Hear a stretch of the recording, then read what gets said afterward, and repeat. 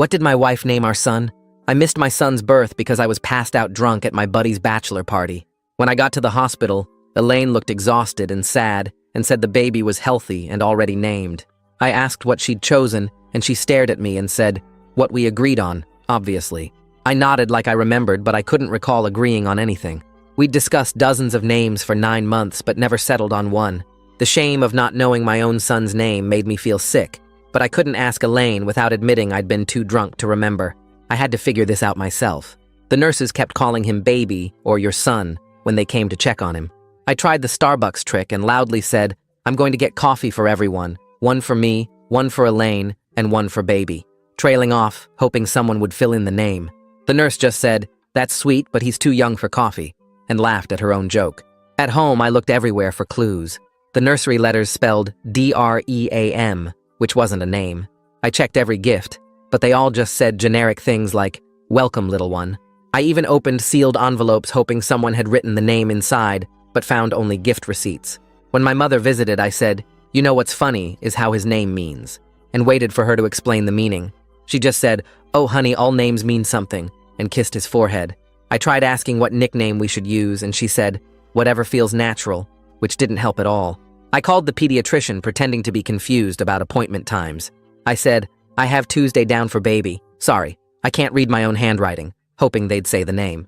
The receptionist just said, "Yes, Tuesday at 2 for your son," and hung up. I created a fake email account and sent Elaine a message pretending to be a photographer offering free newborn photos. I asked her to confirm the baby's name for the session. She didn't reply, but gave me a weird look at dinner and asked if I'd gotten any strange emails lately. The daycare forms had J as the first initial, and my heart raced. I spent all night listing J names, but couldn't remember choosing any of them. I tested Elaine by saying, "You know what other J names I liked?"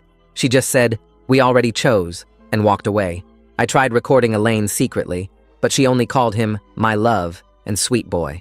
When her sister called, I heard her spell something out loud, but it was just PACIFIER when her sister asked what to buy. I'd hidden behind the door for nothing. I told my friend I wanted to buy one of those wooden name puzzles and asked where he'd gotten his kids.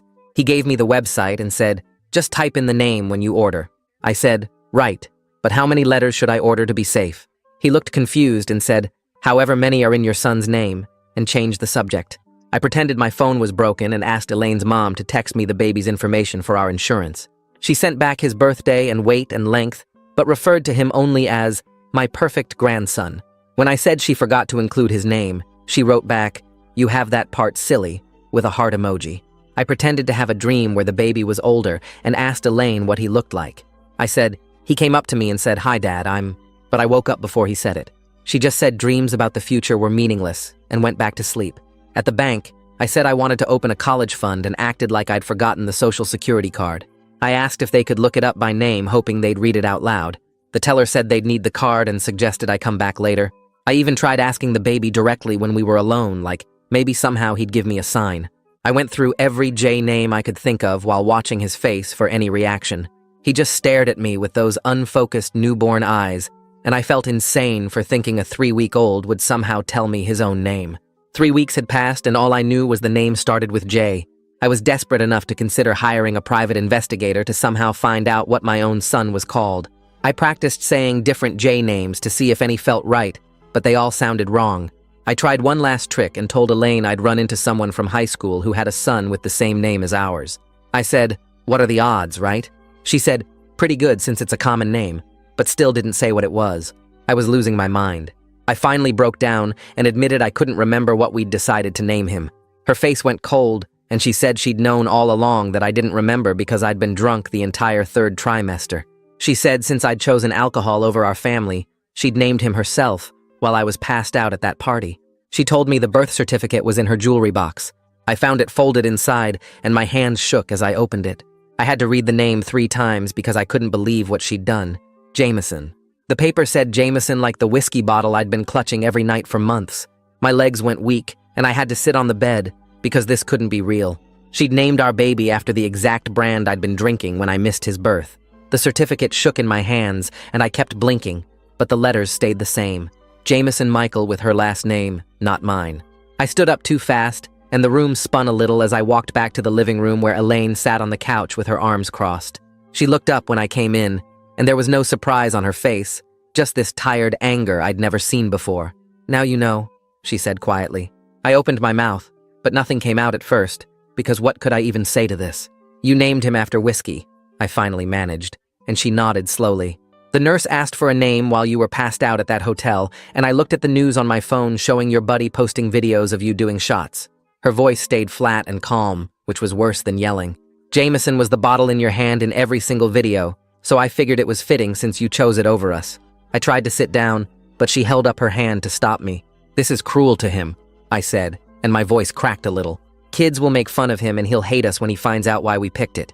She laughed, but it wasn't a real laugh, just this bitter sound. "You already gave him an absent father, so what's a difficult name compared to that?" I wanted to argue, but she kept going. "Remember the 20-week ultrasound you missed because you were too hungover?" She counted on her fingers as she talked. "The birthing class you slept through drunk, the baby shower you left early to meet your drinking buddies, every morning you couldn't feel him kick because you were throwing up in the bathroom." Each thing she said hit me like a punch because I remembered all of it, or at least the parts I wasn't blacked out for. "The name stays as accountability for both of us," she continued. "Me for staying with you this long, and you for everything you chose over your family." I dropped to my knees right there on the living room floor. "Please let me fix this," I begged, and I wasn't too proud to cry. "I'll pay for everything to change it legally and do all the paperwork myself." She shook her head before I even finished talking. "You can't even remember to pay the electric bill sober, so why would I trust you with legal documents?" She stood up and walked past me toward the hallway. "The name stays." That night, she put my pillow and a blanket in the den and pointed at the pull-out couch. I didn't argue because what right did I have after everything? I could hear the baby crying through the wall and Elaine getting up to feed him while I lay there useless on the uncomfortable mattress. Every time he cried, it felt like the walls were telling me how badly I'd screwed up.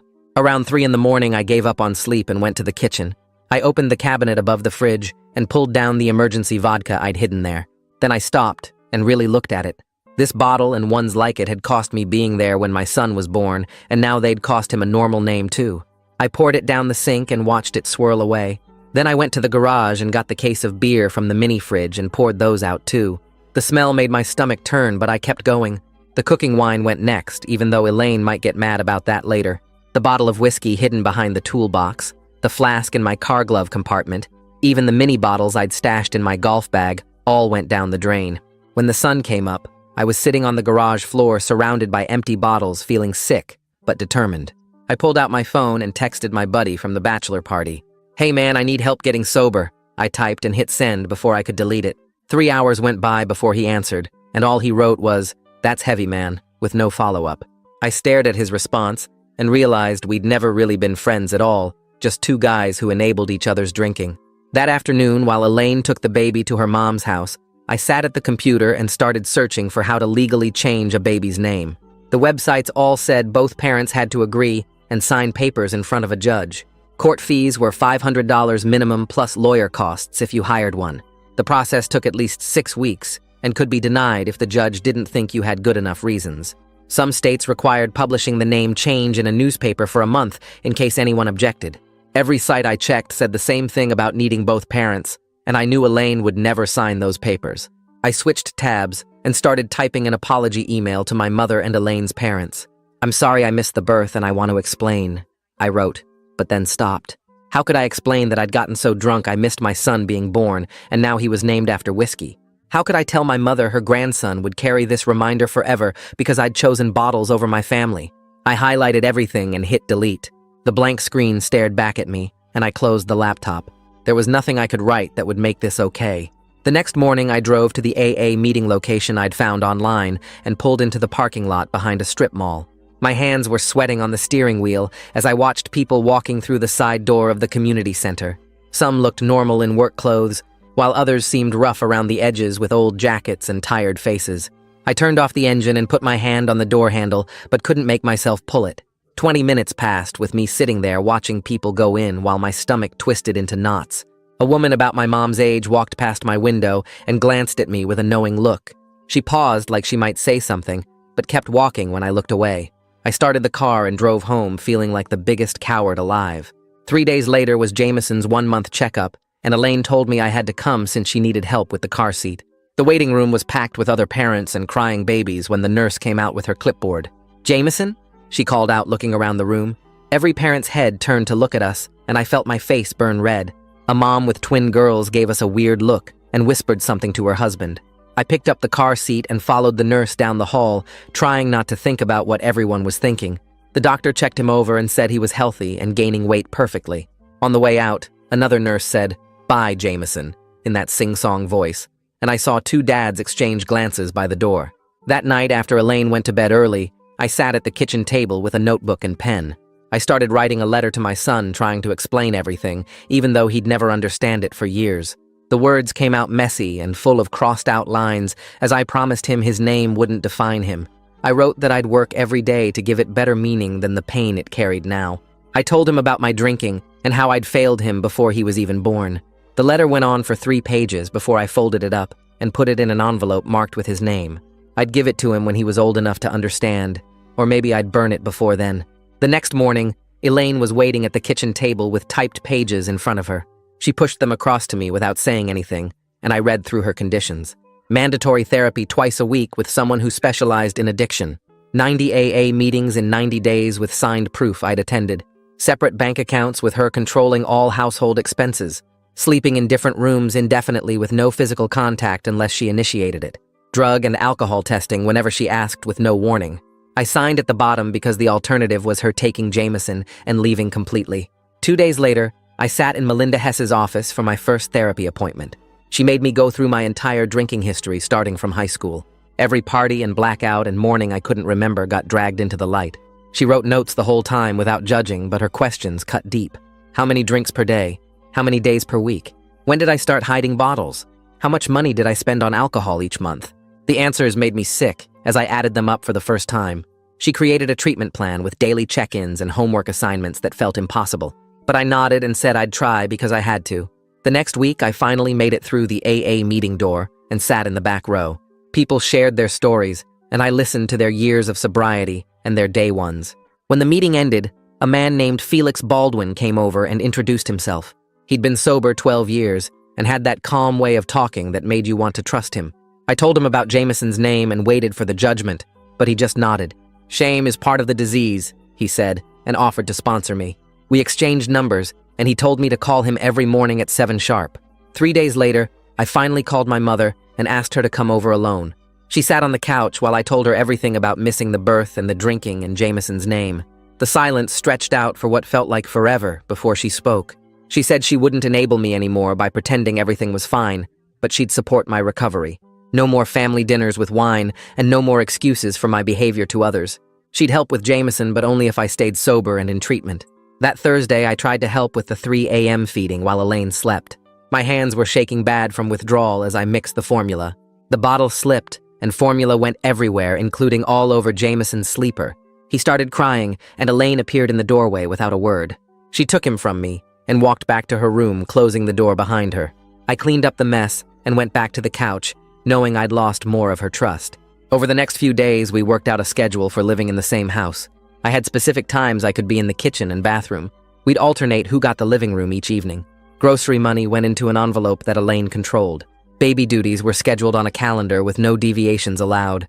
Every interaction felt cold and formal, like we were roommates who hated each other. She'd text me instead of talking, even when we were in the same house.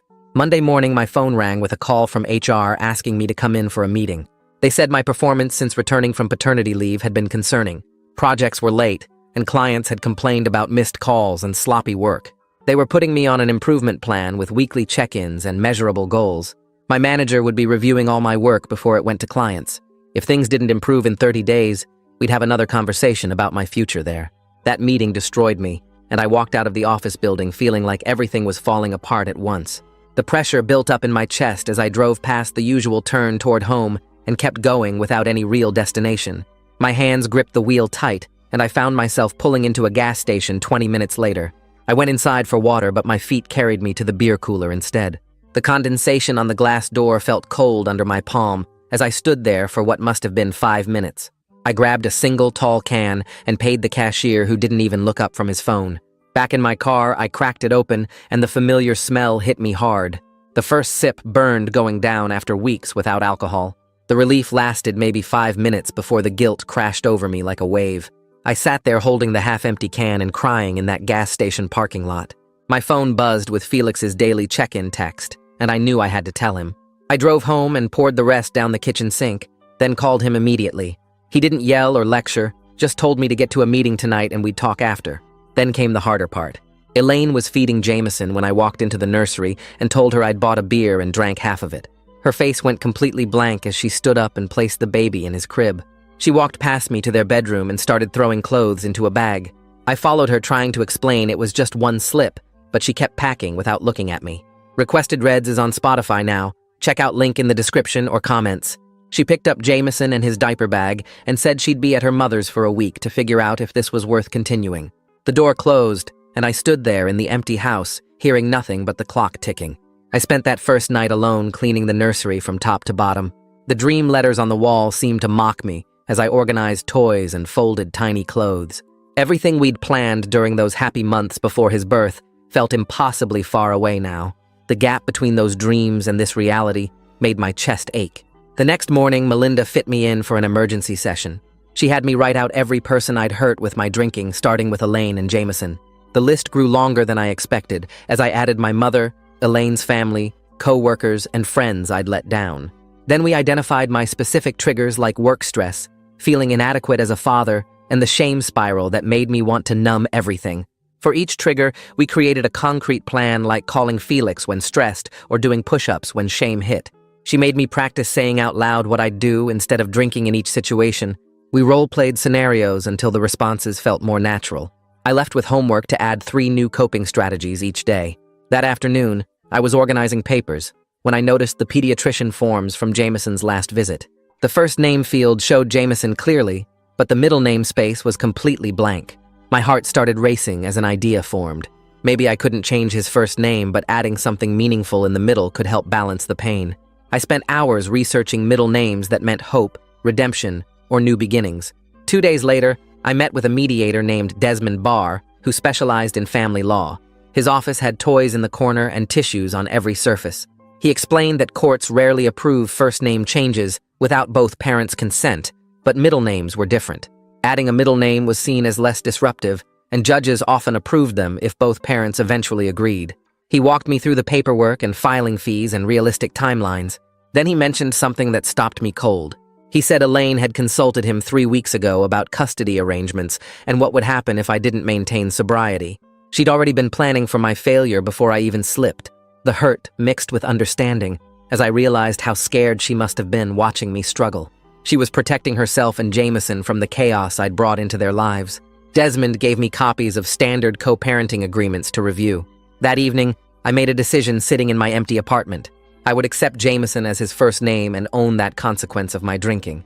But I'd propose adding a middle name that represented hope and recovery and moving forward. Something like Michael after my grandfather who got sober at 50 and stayed that way for 30 years. This felt like taking responsibility while still creating something positive. Felix called that night for our check-in, and I told him about the middle name idea. He listened, then said something that hit hard. My son needed a present father more than a perfect name. The naming battle couldn't matter more than staying sober. If I relapsed again over this stress, then Jameson would grow up without me, regardless of what we called him. His words stuck with me as I lay on the couch, unable to sleep. 3 days before Elaine's deadline to return, she texted asking if I could watch Jameson for 3 hours while she ran errands. My hands shook as I prepared bottles and checked the diaper supply twice. She dropped him off without coming inside, just handed him over at the door. Those 3 hours went smoothly as I fed him, changed 2 diapers, and even got him down for a nap. When she picked him up, I had everything organized and documented in the baby log she'd started. She looked surprised but just nodded and left with him. It was a tiny victory, but it felt like progress. The week was almost up, and I didn't know what decision she'd make about us. The next morning, Melinda's office felt smaller with both of us there. Elaine sitting as far from me as the couch allowed, while I pressed myself into the opposite corner. Melinda asked Elaine to share her experience first, and I watched my wife's hands twist in her lap as she started talking about the nights I came home late. She described waiting up until 2 or 3 in the morning wondering if I'd crashed the car or passed out somewhere. She talked about hiding my keys and finding them gone anyway in the morning. She mentioned the smell of whiskey on my breath when I'd kiss her goodnight, and how she'd started turning away. She listed the birthday dinners I'd shown up drunk to and the family events where she'd made excuses for why I was in the bathroom so long. Her voice stayed flat and steady, but tears rolled down her face as she explained checking my hiding spots every day and counting bottles. She said the worst part was watching me choose drinking over feeling the baby kick or going to ultrasounds or painting the nursery together. I wanted to defend myself or explain, but Melinda had told me beforehand that this session was for listening only. My jaw ached from clenching it shut, and my fingernails left marks in my palms, but I stayed quiet through all of it. When Elaine finished, she looked exhausted, and Melinda handed her tissues while scheduling our next appointment. That afternoon, I sat with my laptop deleting years of evidence from my social media accounts. Photos from bar crawls and brewery tours disappeared with each click. Posts about hangover cures and drinking memes got removed one by one. I found pictures from my bachelor party friend's wedding where I was holding multiple drinks and deleted those too. My college reunion album full of beer pong tournaments went next. I removed myself from groups about craft beer and whiskey tasting and wine clubs I'd joined but never participated in. Then I went through my phone contacts, deleting numbers for drinking buddies and bartenders who'd become too familiar. Each deletion felt like cutting away pieces of my old life, but Felix had been clear that keeping these connections would make staying sober harder.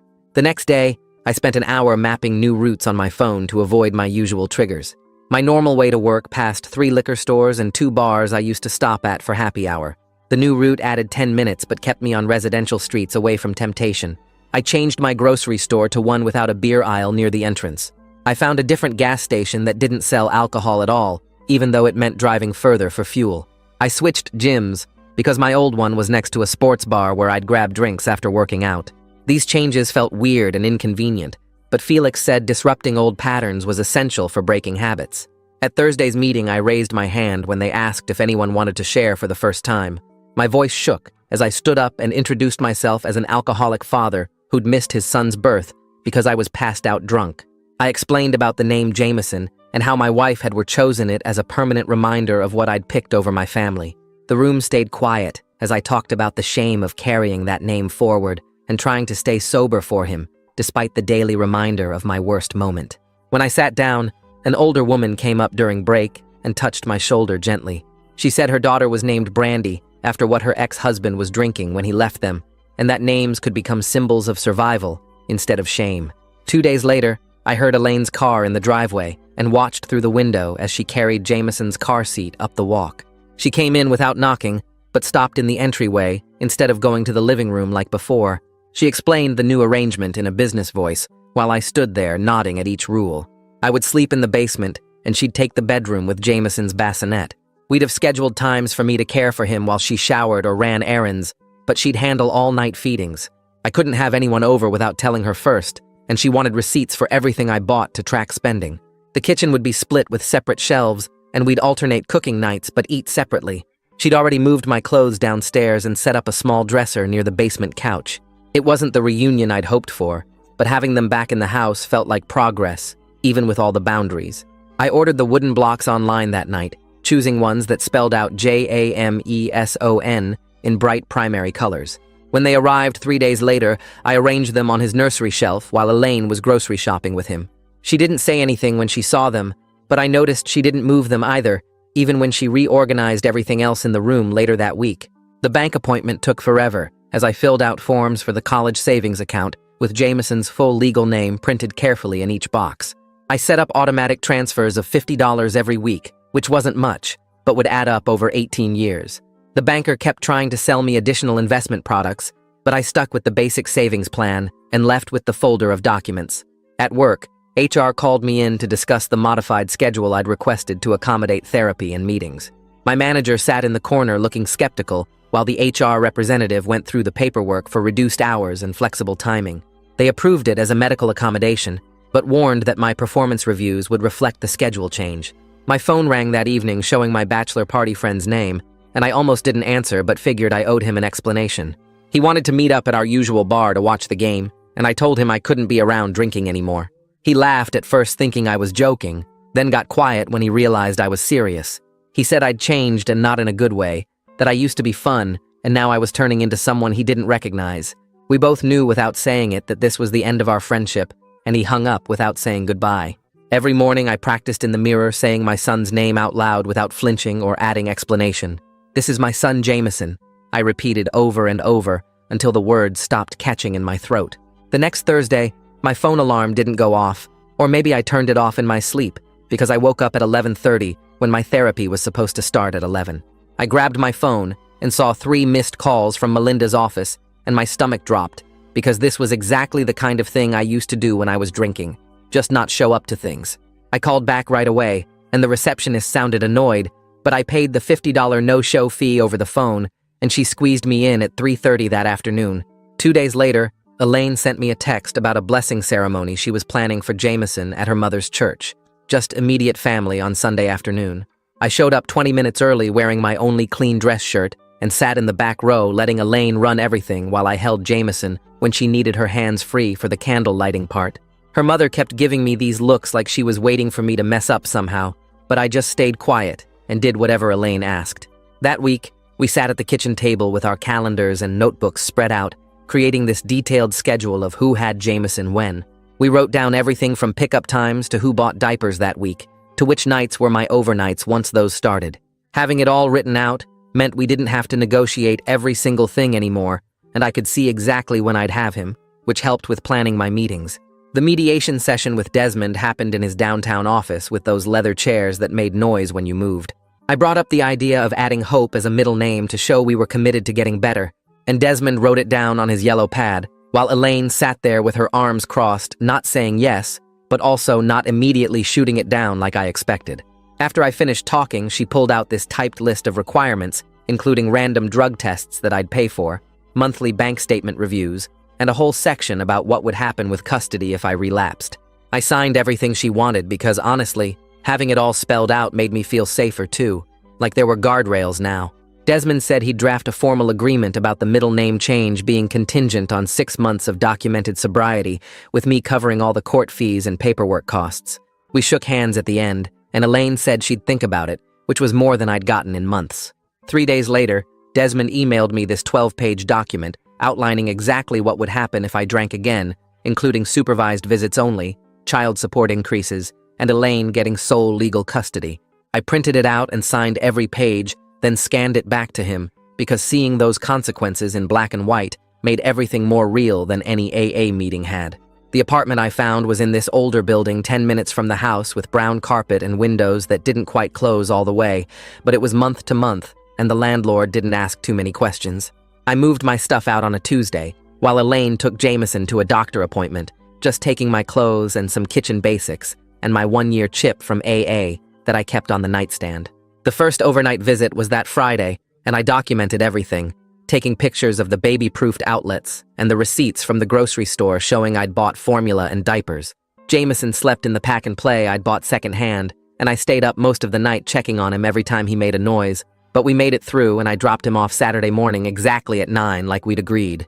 Each week I'd email Elaine a list of which meetings I'd attended with the signatures from the meeting secretary, and she'd send back a simple, "received," but I kept doing it anyway because consistency mattered more than getting credit.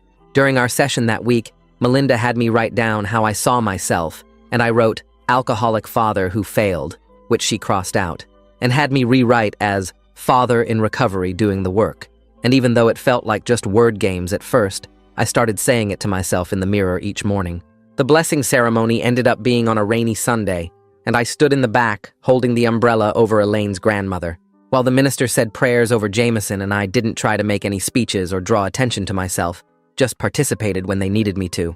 Felix kept reminding me that this wasn't about winning or losing, but about showing up consistently, and I tried to remember that when Elaine would barely look at me during drop-offs. The custody schedule started working better once we stopped trying to talk about anything except logistics, and I learned to text instead of call with questions about Jameson's feeding schedule or nap times. By the end of the month, I'd made it to 60 days sober, but I only told Felix and Melinda, not posting about it on social media or expecting anyone to throw me a party, because recovery was about doing the work, not performing it for others. The blessing ceremony was the next Sunday, and I showed up early to help set up chairs in the church basement, while Elaine's mom arranged the food table. I carried Jameson during the actual blessing part and kept my mouth shut when the minister asked if anyone wanted to say something special, just standing there holding my son while other family members talked about their hopes for him. Elaine noticed the wooden blocks I'd left in the nursery when she picked up extra diapers from the house, and actually thanked me for keeping up with meetings and therapy, though she said it quick and quiet like she didn't want to make a big deal out of it. Her saying thanks meant more than if she'd made some big speech, because I knew how hard it was for her to say anything nice to me at all after everything I'd done. The court date for the middle name addition came 3 weeks later, and the judge approved adding Hope without much discussion since both parents agreed, and the paperwork was in order. We told both families at dinner that night, and everyone seemed glad to have something good to talk about instead of all the bad stuff from before.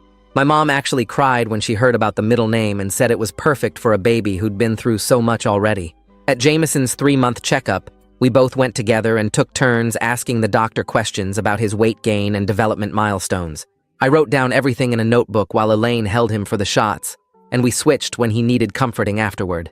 The nurse commented that we worked well as a team, and neither of us corrected her about the separation, because in that moment, we were just two parents caring for their kid. That weekend, during my overnight visit, I read Jameson a bedtime story and used his whole name for the first time without forcing it or feeling weird about it.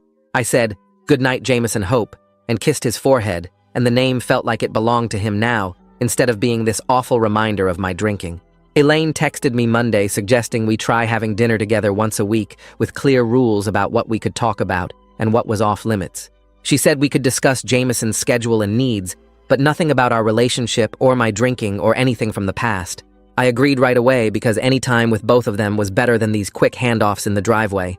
Our first dinner was awkward with lots of silence, but Jameson smiled at both of us, and that made the quiet parts easier to handle. We ate the pasta I made and talked about his sleeping patterns and whether to start rice cereal soon, and it felt almost normal for about 20 minutes. After dinner, I went back to my apartment and called Felix for our nightly check-in, where I told him about the dinner, and he reminded me that progress isn't always obvious when you're in the middle of it. I put my 60-day coin on the nightstand next to Jameson's hospital bracelet that I'd kept from when he was born. Looking at both of them together reminded me how far I'd come, but also how much work was still ahead. Tomorrow would be day 61, and I'd wake up and do the whole thing again, because that's what recovery meant, showing up every single day no matter what. Felix always said the days add up when you're not counting them, and I was starting to understand what he meant. The coin caught the light from the street lamp outside my window, and I turned it over in my fingers, thinking about all the meetings and therapy sessions and awkward conversations that got me here. I set my alarm for 6, so I could make the early meeting before work, and put the coin back next to the bracelet. My phone buzzed with Elaine's text confirming Wednesday pickup time, and I replied with a thumbs-up emoji, because sometimes that's all the communication we could manage. The apartment was quiet, except for the radiator clanking, and I thought about Jameson sleeping in his crib 10 minutes away. Soon, I'd have him for 2 full days in a row, once the court approved the extended weekend schedule we'd requested. For now, though, I had today's sobriety and tomorrow's meeting, and a son whose middle name meant something better than his first name. That was enough to fall asleep feeling like maybe I wasn't completely ruining everything anymore. That's the end for now.